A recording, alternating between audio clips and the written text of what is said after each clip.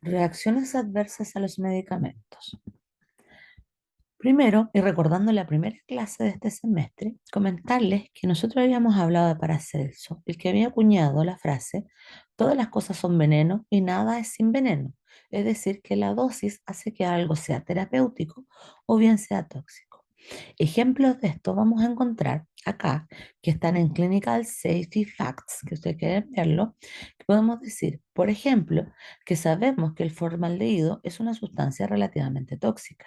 Si nosotros comparamos el formaldehído presente en una vacuna y relacionarlo con la cantidad de formaldehído de una pera, vamos a encontrar, por ejemplo, que una pera tiene una muchísima mayor concentración de formaldehído que una vacuna común y corriente.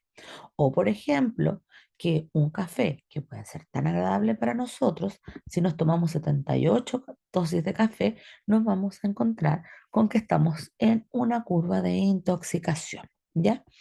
Entonces, tenemos que entender que todo fármaco es capaz de generar un efecto tóxico, pero que este efecto puede ser dependiente o no de la dosis. Va a depender también de otros factores, que es lo que vamos a continuación. Una cosa importante y relevante es que siempre el personal sanitario tiene que tener una conducta vigilante. Ningún fármaco es 100% seguro. Y también tenemos que tener una conducta responsable, saber y conocer lo que está tomando nuestro paciente y poder reconocer ciertas sintomatologías que pudiesen indicarnos de cambios que pudiesen ser dañinos para el paciente. Y siempre recordar que en el historial del paciente tiene que estar también su historia farmacológica para que cualquier otro personal de la salud pueda acceder a él en caso de una situación de gravedad.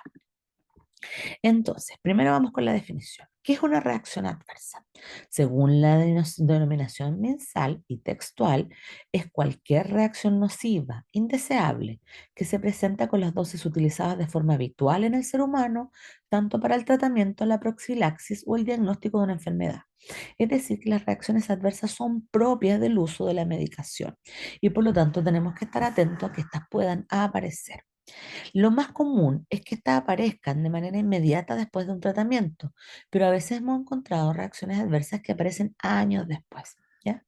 En general pueden ser muy frecuentes. Por ejemplo, con la primera dosis de metformina, muchos pacientes reportan un cuadro gastrointestinal doloroso con un aumento de la defecación, es decir, un cuadro diarreico. Pero hay otras que son muy poco frecuentes en la población, como por ejemplo la alergia a la penicilina. Otras vamos a tener que si le disminuimos la dosis al paciente, va a disminuir el efecto adverso. Sin embargo, hay otras reacciones adversas que por mucho que nosotros ajustemos la dosis, aún así van a aparecer porque son propias de ellos. Y tenemos que entender que algunas son triviales, como les decía yo, este cuadro gastrointestinal en la metformina, pero otras pueden ser mortales, como el choque anafiláctico. Veamos los tipos de RAM. La clasificación más clásica de la definición de RAMS es la clasificación de Rowling and Thompson, que las divide en dos, en la clasificación de fármacos del tipo A y del tipo B. La respuesta adversa del tipo A corresponde a una respuesta farmacológica que es exagerada, es predecible, es decir, yo sé que puede ocurrir en el paciente y que está relacionada con el mismo mecanismo de acción del fármaco. El ejemplo clásico es que si yo le doy al paciente un derivado atropínico, uno de los mecanismos de la acción de las atropinas y de estos fármacos es que producen una disminución de la fluidez de la mucosa. Si hay una disminución de la fluidez de las mucosas, vamos a tener resequedad bucal. Por lo tanto, un efecto adverso del uso de los atropínicos es la resequedad bucal. ¿Ya? Y eso puede ocurrir y es normal y lo esperamos que ocurra en algunos pacientes. Y tenemos también efectos que van a ser secundarios a su mecanismo de acción, pero no siempre los vamos a considerar como un efecto adverso. Por ejemplo, en el caso de las benzodiazepinas, que son ansiolíticos, uno de los efectos adversos o RAMS corresponde a la somnolencia, es decir, produce sedación en el paciente. No solo produce ansiólisis, sino que además produce sedación. Si uno quiere que el paciente esté despierto, la sedación sería un efecto adverso. Pero sin embargo, si mi paciente, por ejemplo, le cuesta dormir, la sedación va a considerarse como un efecto secundario que podría ser utilizado en terapia. ¿Ya? Ahora, las del tipo B son inesperadas. no son relacionadas con el mecanismo de acción, por lo tanto son idiosincráticas. Yo no sé qué van a ocurrir y no creo que van a ocurrir. Son inespecíficas, no sé cuál es el origen en sí, pero sí sé que son dependientes del fármaco. Y dentro de ellas vamos a encontrar las reacciones alérgicas a los fármacos. Veamos entonces la comparativa entre las de tipo A y las de tipo B. Primero, las de tipo A son exageradas, las de tipo B son peculiares, son raras en la población, pero ocurren. Las de tipo A eran predecibles, yo sé que pueden ocurrir y por lo tanto le puedo advertir al paciente. Las del tipo D son impredecibles, no sé cuándo van a ocurrir y espero que no ocurran en mi población. Las de tipo A van a ser dosis dependientes. Le doy más dosis, mayor es el efecto. Le disminuyo la dosis, debería desaparecer. Las del tipo B, como no las puedo predecir, no puedo determinar la dosis en la cual aparecen. Las del tipo A, como son tan comunes al mecanismo de acción, siempre van a tener una alta incidencia en la población y una elevada aparición a nivel de la morbilidad. El ejemplo que les decía yo, la metformina y el cuadro diarreico, ¿ya? Por ejemplo, le doy al paciente un antihipertensivo y la mayoría de los pacientes me va a hacer una hipotensión, o sea, yo lo espero. En cambio, en la respuesta tipo B no deberían aparecer, son muy raras, son muy extrañas, tienen muy baja incidencia. Por desgracia, la baja incidencia que tienen las lleva a una elevada tasa de mortalidad. En cambio, las reacciones tipo A tienen muy baja tasa de mortalidad, son muy tolerables para el paciente y generalmente desaparecen con el uso. ¿Ya? ¿Qué es lo que tengo que hacer si al paciente le aparece una del tipo A? Yo le ajusto la dosis hasta que se logre una actividad terapéutica con una baja incidencia de RAMS. En el caso de las del tipo B, tengo que eliminarlo rápidamente porque puede aparecer un cuadro que se asocie a mortalidad. ¿Ya? Ok, veamos las del tipo B, porque son las más importantes por la rareza y por la gravedad. Las del tipo B se dividen en varios grupos y todas están relacionadas con el orden inmunológico del paciente. Vamos a tener las de tipo 1, que son los choques anafilácticos y los síndromes de hipersensibilidad. Estos están mediados por la salida masiva de IgE. ¿Cómo se observa en el paciente? Que tras la toma del medicamento y muy rápidamente, en pocos minutos u horas, al paciente le aparece urticaria, rinitis, broncoespasmo y si no es tratado rápidamente, se puede producir un angioedema y un choque anafiláctico. Una vez que esto le ocurrió al paciente, el paciente queda hipersensibilizado para este medicamento y uno no debería volver a exponerlo, ya que se corre el riesgo de que con cada exposición aumente la probabilidad del choque anafiláctico. ¿Ya? Las de tipo 2 son de carácter citotóxico, demoran desde horas a días a aparecer, se deben a la presencia de anticuerpos más específicos, dentro de ellos los anticuerpos de memoria tipo IgG, y se manifiestan por una citotoxicidad desde este anticuerpo por parte de las células inmunológicas. Lo que vamos a observar es una lisis celular, lo que va a llevar a un cuadro hemolítico, a una trombocitopenia y una granulocitosis. Y ustedes lo pueden ver con la aparición de estas petequias y estos cuadros hemorrágicos, ¿ya? Como siempre, lo que hay que hacer es retirar el medicamento y no sobreexponer al paciente a esta situación. Las de tipo 3 son por formación de inmunocomplejos, es decir, están medidas 100% por la IgG de memoria. Como hay memoria, si el paciente se expone una vez, ya va a bastar una segunda exposición, por muy suave que sea, que va a generar mucho daño en el paciente. ¿Ya? Los ejemplos vamos a tener, ustedes ven la foto ahí al frente, hay mucha erupción macropapular, hay cuadros dolorosos a nivel de artropatía, hay urticaria, hay daño nefrológico, hay daño neurológico. Por lo tanto, el medicamento no solamente se debe retirar, al igual que las anteriores, sino que además evitar cualquier tipo de exposición, ni siquiera medianamente cercana a él.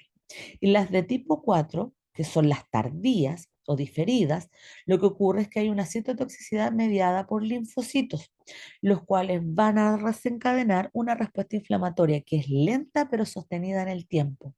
Como es sostenida en el tiempo, va a producir daño directo en los órganos.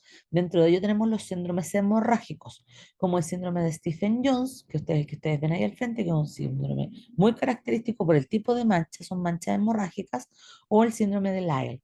En estos casos, si uno viene una biopsia, por ejemplo, renal, vamos a encontrar que el riñón también está hemorrágico. Esta última situación, aunque se demora en el tiempo, una vez que ocurre, lo más probable es que haya algún tipo de falla orgánica e incluso falla multisistémica. ¿Ya? Entonces, a modo de resumen, tenemos las de tipo A, que son predecibles, dependen del mecanismo de acción, tienen alta morbilidad, baja mortalidad. Ustedes esperan que ocurran y pueden advertirle al paciente o tranquilizarlo. Pueden modificar la dosis. Las de tipo B son idiosincráticas, no las pueden producir, no es posible saber, depende del sistema inmunológico del paciente y se dividen en cuatro: de carácter anafiláctico o hipersensibilidad inmediata, de carácter citotóxico o mediado por algunas horas, por inmunocomplejos varios días o la hipersensibilidad retardada con daño multiorgánico. En todos estos casos, lo que ocurre, lo que se debe hacer es retirar el medicamento y no volver a medicar al paciente por el riesgo de que en una segunda intervención pueda ocurrir el riesgo del paciente.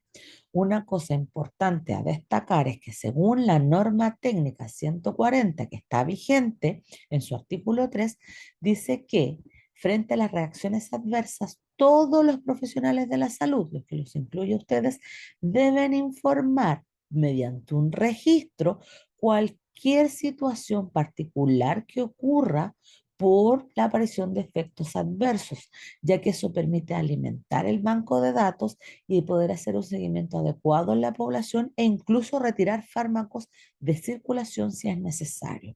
La formulario de notificación y sospecha de RAMS es el que ustedes ven ahí al frente y nos permite entonces en el fondo mantener un adecuado uso de los fármacos, eliminando un potencial daño que podamos hacer en la población. Siguiendo con los RAMS, vamos a tener un efecto adverso que es relativamente importante en el embarazo, ¿ya? Por lo tanto, vamos a ver farmacología, efectos adversos y embarazo. Dentro de ello, tenemos que primero entender que el embarazo y la lactancia es una situación fisiológica y farmacológica puntual, porque en este momento tenemos dos pacientes. Estamos tratando a la madre, pero estamos afectando al feto, o estamos tratando al feto, pero vamos a afectar a la madre. Por lo tanto, un beneficio farmacológico para la madre pudiese ser algo contraproducente para el feto, y eso significa que hay que buscar el bienestar de ambos, ¿ya? Hay que considerar que, uno, cuando se utilizan fármacos, los efectos sobre el feto van a ocurrir también. O sea, cuando yo administro un fármaco a la mamá, también estoy administrando el fármaco al feto. Y por otro lado, el embarazo como estadio, es decir, la hemodilución, la disminución de la albúmina, los cambios hormonales, etcétera, van a influenciar la situación farmacológica, por lo tanto van a cambiar el ADME. Y tenemos que entender que esto puede generar cambios en la respuesta tanto de la paciente como del fruto de gestación. ¿Ya? Para eso entonces, a nivel de reacciones adversas, nos vamos a encontrar con un grupo de reacciones adversas bien particular que dañan al feto como tal. Me refiero a los efectos teratógenos, ¿ya? Que son efectos dañinos sobre el desarrollo fetal y que ocurren particularmente durante el primer trimestre del embarazo, pero pudiesen ocurrir durante todo el trimestre, pero generalmente están asociados a la organogénesis. Tenemos los efectos sobre el desarrollo, que pueden ser, por ejemplo, sobre el desarrollo neuronal, retiniano, etcétera, y que pueden ocurrir durante todos los estadios del embarazo. Pero también vamos a tener efectos secundarios que ocurren sobre el feto, sobre el neonato o sobre incluso el lactante, ¿ya? O posterior, que son, tomamos la medicación produce algún daño, el daño no es detectado durante el desarrollo fetal, el bebé nace y una vez que nace pueden aparecer estos cambios. ¿Ya? Generalmente están asociados mucho en torno al parto. El aumento de dosis de anestésicos locales, por ejemplo, pueden modificar el Apgar del bebé. El uso de alcohol puede modificar la conducta del bebé, el uso de drogas, etcétera. ¿Ya?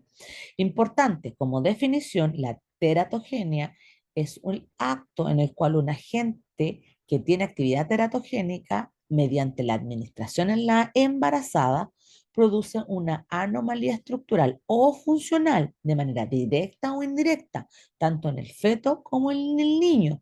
Por lo tanto, nosotros podemos ver efectos teratogénicos incluso en el adolescente, o sea, 10, 15 o más años después de que ha ocurrido la exposición. Una cosa relevante también de informar es que la mayoría de las embarazadas en Chile, cerca del 80%, están expuestas a algún tipo de medicación. Por lo tanto, no podemos evitar la medicación desde el uso de vitaminas, suplementos, fármacos para el dolor, etcétera. Pero de este 80% de mujeres que se exponen a fármacos, solo el 2 o el 3% pueden presentar una anomalía congénita. Y de ese 2 o 3%, entre el 2 y el 5%, es una cantidad ínfima, la vamos a atribuir a los fármacos. ¿Ya? Es una cantidad ínfima, pero es relevante cuando hablamos de un feto, de un niño en el fondo. Y más todavía si pensamos que los fármacos son prevenibles del momento que nosotros entendemos cómo funciona, cómo es su mecanismo de acción y cómo este afecta al embarazo, nosotros podemos prevenir la aparición de esta teratogenia. ¿Ya? ¿Cuáles son las teratogenias con las cuales nos vamos a encontrar? El fármaco puede producir cambios a nivel de mutación, de alteración cromosómica, de efecto directo sobre el desarrollo, por ejemplo, el desarrollo a nivel neurocognitivo, y efectos indirectos, por ejemplo, podemos dañar las células germinales del feto y muchos años después, cuando ese feto se convierta en un adulto que quiera fertilizar, no lo va a poder porque sus células germinales están dañadas. ¿Ya? ¿Cómo se observan estas consecuencias? Pueden generarse produciendo infertilidad directa en la madre, muerte tanto del producto de la madre o antenatal. Podemos producir alteraciones fetales, como es lo clásico que ocurre con el alcohol, el tabaco, algunas drogas de recreación, etcétera. Alteraciones en el comportamiento o lo que les decía yo, daño a nivel germinal. Dentro de esto tengo algunos ejemplos clásicos. Tenemos, por ejemplo, la talidomida, que fue un gran problema hace algunos decenios atrás, en donde este fármaco se daba a las embarazadas sin saber que se estaba produciendo muchísimo daño en los bebés, producto de que la talidomida es un bloqueador de las células germinales, ¿ya? Por lo tanto, cuando se daba dentro del primer trimestre del embarazo, producía que los focos de desarrollo fetal no pudiesen migrar y producir, por ejemplo, los brazos, las piernas, o sea, todo lo que tenía que ver con distal, ¿ya? Porque el foco estaba bloqueado. Eso se conoce como focomelia y producía también un daño en el desarrollo de la organogénesis tardío si el fármaco se seguía consumiendo, ¿ya?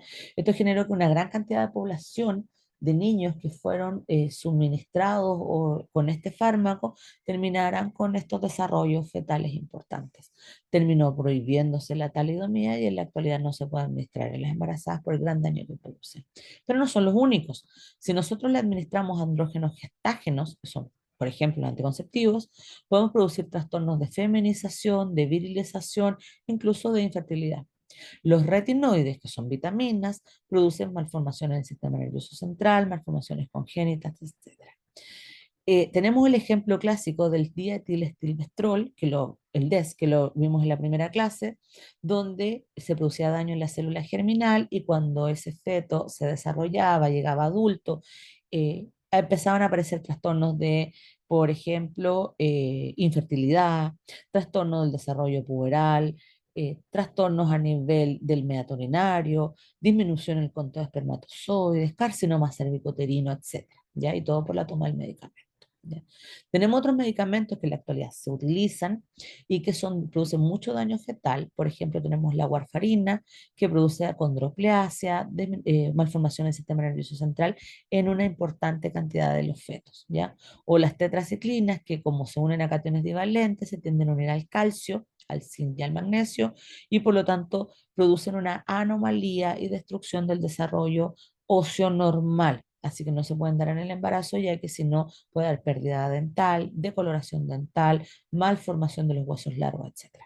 El alcohol es un tema también relevante. Cerca del 10% de los niños que han nacido de madres que consumen alcohol de manera habitual, no necesariamente alcohólicas, pero que sí lo consumen, se produce un trastorno en el desarrollo cognitivo, en alteraciones del comportamiento, retraso mental, trastornos cráneoencefálicos, trastornos oculares, etcétera. ¿Ya? Si nosotros nos vamos a el desarrollo fetal y el uso de fármacos, nosotros vamos a encontrar que si el fármaco es administrado dentro de las 2 primeras semanas de ocurrido el embarazo, lo más probable es que se produzca una muerte prenatal con un aborto espontáneo, ¿ya? Si este se da dentro del primer trimestre del embarazo, en realidad de los 2 primeros meses, por así decirlo, vamos a depender del punto en el cual está el desarrollo del embrión, el tipo de malformación. Si estamos en un desarrollo cardíaco y del sistema nervioso central, lo más probable es que sea un feto no viable. Si, por ejemplo, el fármaco se administra a cerca de las 7 u 8 semanas, podemos producir, por ejemplo, paladar hundido, trastornos auditivos, trastornos de dentogénesis, etcétera. ¿Ya? También podemos producir trastorno a nivel del corazón. Si lo damos posterior a las 3 meses, al primer trimestre, vamos a producir daño en la crecimiento distal de piernas, de brazos, de dedos, etcétera. Ya más avanzado en el embarazo, trastorno a nivel de la retina, trastorno a nivel del desarrollo neuronal, deficiencias mentales, trastornos del comportamiento. ¿Ya? Por lo tanto, va a depender en qué etapa nosotros damos el fármaco, el tipo de qué daño que vamos a ocurrir. Hay fármacos que son muy dañinos al principio del embarazo, pero que en general pueden ser inocuos al final. ¿Ya? Por lo tanto, un fármaco, si bien lo caracterizamos como teratogénico, no significa que sea teratogénico en todas las etapas. ¿Ya? Y lo otro es que también va a depender muchas veces de la dosis. Lo que sí tenemos por seguro es que en el primer trimestre lo más probable es que el daño produzca un aborto. ¿Ya? Entonces, ¿cómo sabemos, cómo categorizamos a los fármacos para saber que son teratogénicos? Para eso existe una escala que es muy antigua, que es la que ustedes ven ahí al frente, que es la escala de la FDA, de la Food and Drug Association. Es una escala súper antigua, ya no está tan vigente, pero nos sirve para explicar cómo categorizamos los fármacos. Y la verdad es que mucho personal sanitario la usa hasta el día de hoy porque es más fácil de entender que las nuevas categorías que son un poco más complejas, ¿ya? Pero igual ustedes las deben ir comprendiendo. En la categoría de la FDA, nosotros vamos a categorizar los fármacos de la letra A a la X. Vamos a tener fármacos tipo A, tipo B, tipo C, tipo D y tipo X. Los fármacos tipo A son fármacos que descriptivamente hablando no presentan riesgo para el feto humano y no hay ninguna posibilidad o las posibilidades son muy remotas de que produzcan daño fetal. La verdad es que hay muy pocos medicamentos que son de esta categoría, ¿ya? Algunos suplementos, podríamos tener el paracetamol probablemente y a bajas dosis, etcétera, ¿ya? Porque entendamos que no hay fármaco que es inocuo, ¿ya?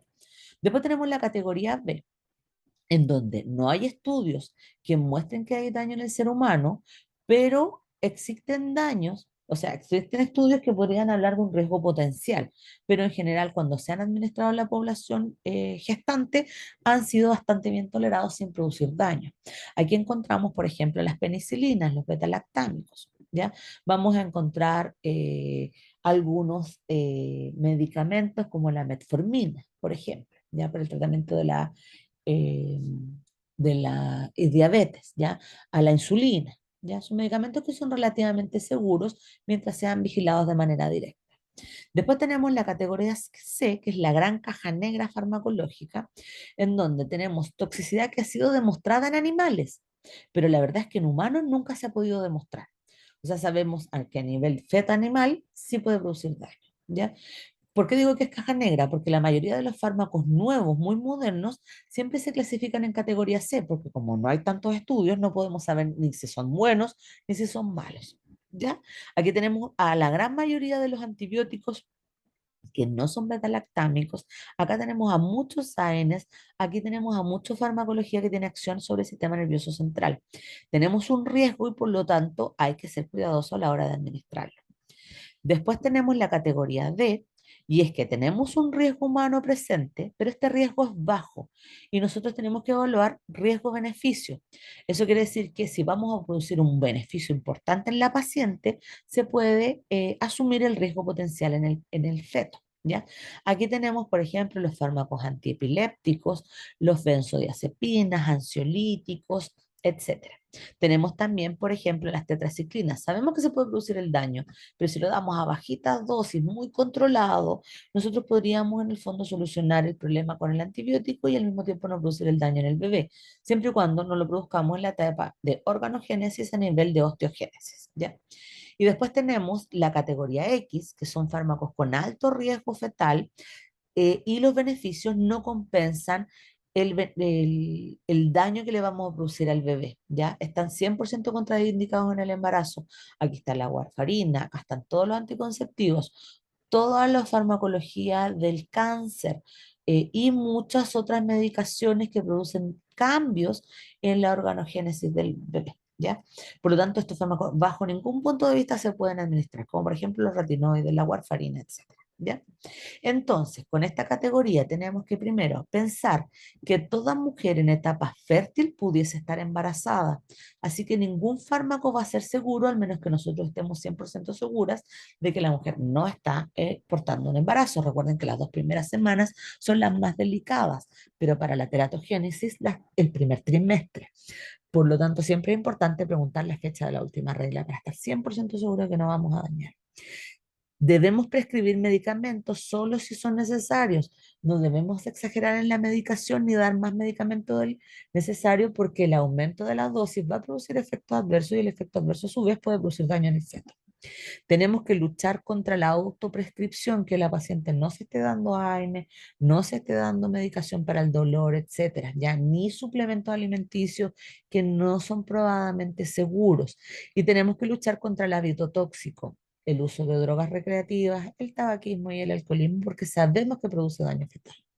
No considerar nunca un fármaco inocuo. Todos los fármacos son potencialmente tóxicos. Siempre se debe valorar el riesgo-beneficio y siempre tenemos que considerar que el feto también es un ente al cual tenemos que proteger a nivel farmacológico. ¿Ya? No vamos a dar un beneficio a la madre produciendo un daño en el pequeño. ¿Ya? Y para ustedes tienen que comprender siempre la farmacocinética y la farmacodinámica. Más puntos importantes, claro que los hay. Hay que ser responsable, hay que administrar el fármaco de manera correcta, a la dosis correcta, hay que vigilar que haya una relación adecuada entre el mecanismo de acción del fármaco y la terapia que nosotros queremos buscar, etcétera. ¿Ya? Solo para darle algún ejemplo, lo que ustedes ven ahí al frente es el efecto que producía la talidomida, ya dependía del día en el cual se administraba el fármaco, el daño que producía. Dentro de los 30 primeros días producía daño a nivel craneal y a nivel de las orejas o aborto espontáneo. Ya pasados los primeros 30 días disminuía la longitud de las extremidades superiores. Cerca de los 2 meses producía una disminución de la longitud inferior y ya pasados los 2 meses muchas malformaciones digitales. ¿Ya? Si era dado durante toda esta etapa, lo más probable es que no hubiera aparición de las zonas distales, o sea, no desde el hombro hacia abajo y desde la cadera hacia abajo no estaría. ¿Ya? También tenemos otro ejemplo acá, que es el síndrome alcohólico fetal, en donde lo que ustedes observan, esta es la fascia clásica de un paciente que fue expuesto durante el embarazo al alcoholismo. Tenemos que recordar que el alcohol produce daño neurológico, por lo tanto, cerca del 40% de los hijos que están expuestos a la madre bebedora va a presentar daño neurológico. De ellos, cuando hay un aumento en el consumo de alcohol o cronicidad, ellos van a presentar esta fascia característica. Muchos de ellos además van a producir trastornos importantes en el desarrollo cognitivo, el aprendizaje, etcétera, ¿ya? Y de hecho se sabe que de las madres que consumen alcohol de manera habitual, aproximadamente el 3 al 4% tenemos niños desnutridos, con partos prematuros y con trastornos del desarrollo. Eso, estimado.